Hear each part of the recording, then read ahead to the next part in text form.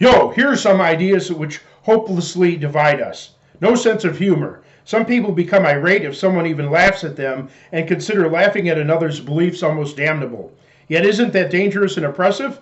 It's normal to find humor in things we're unfamiliar with and hence laugh. Let's not have thought police stopping laughter. Here's what is wrong. A. Mocking, using a caricature to make fun of someone in a cruel way. B. Ridicule for the purpose of making fun of someone in a cruel way. Here is what should be acceptable. C. Ridicule tied to reductio ad absurdum in order to quash falsehood. Nothing but free arguments, raillery, and even ridicule will preserve the purity of religion. Thomas Jefferson, letter to Dr. Benjamin Rush, April 21st, 1803.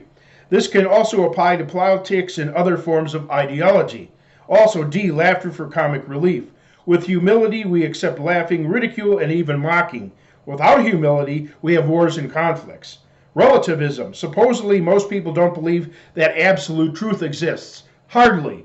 When someone has a strong argument which supports a position that suits their best interests, they press the issue for objective truth. But when their position is indefensible, then nobody really knows, or it's true for you but not for me.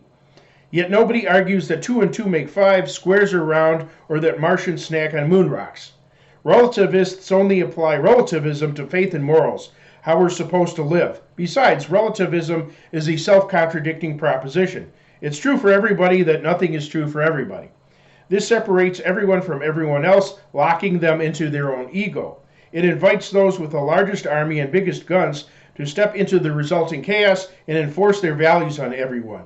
Instead, we must always legislate morality. All laws reflect someone's value judgment. Although we should start out as open-minded, upon discovering truth, our mind should close on it, as our mouths close on food instead of open-mouthed eating. And we don't accept just anything into our mouth. Interestingly, theists note that if there is an almighty God, relativism would be knocking him off his throne by having us create the truth by merely thinking or feeling, instead of that being up to this God. Moreover, as our world has expanded, we become more disharmonious, positions have become more diverse and extreme, relativism doesn't work. So we must re-embrace old-fashioned logic.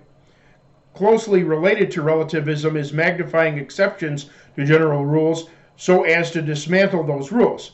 For example, since dangerously illegal drugs can benefit rare individuals, some want such drugs legalized and have everybody make their own decision on whether to take them. Since some mentally handicapped adults have childlike minds, some argue that strange men should be allowed on a children's playground. Some argue that on rare occasions seatbelts trapped accident victims in cars, so seatbelts should be optional, which would greatly increase the number of grievous accidents overall. Because of rare cases where children became ill from vaccinations, some argue against vaccinating children. But without their being vaccinated, a gigantic health crisis would ensue. Various people magnify exceptions to attempt to dismantle gender, age, race, and religious distinctions, dismantle all government and other institutions, and dismantle all laws.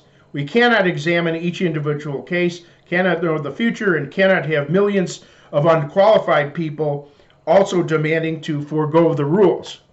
Therefore, many blanket laws and specific codes of conduct must govern societies, whether or not some are adversely affected by them, for the greater overall good. Automatic assumptions, hasty generalizations. Upon knowing someone's position on one issue, many people presume to know their position on something else. We may quickly assume someone's morality level, socioeconomic status, orientation, personal opinions which were not discussed, marital status, or temperament without that person revealing that information, and be dead wrong. Some generalizations are very helpful, while assumptions are often counterproductive. People often assume that information is true without researching the facts. Popularity, intelligence, and integrity.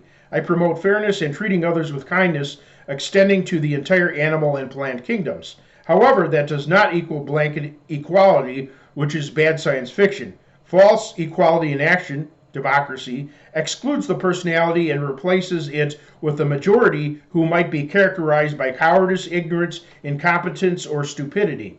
Democracy undermines the importance of the individual, replacing it with the masses. Instead, true genius stands alone to oppose the average person's relative ignorance.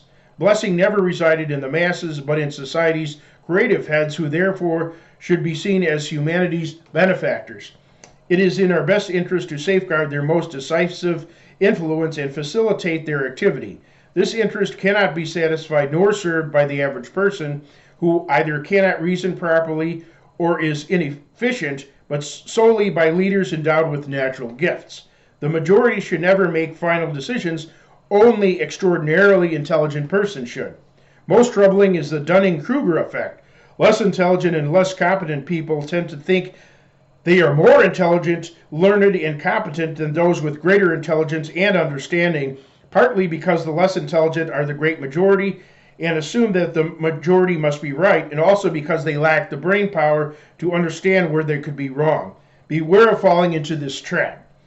Democracy can be damaging. Taking part in the political process was never an inherent right, but was always based on class, ability, and accomplishment.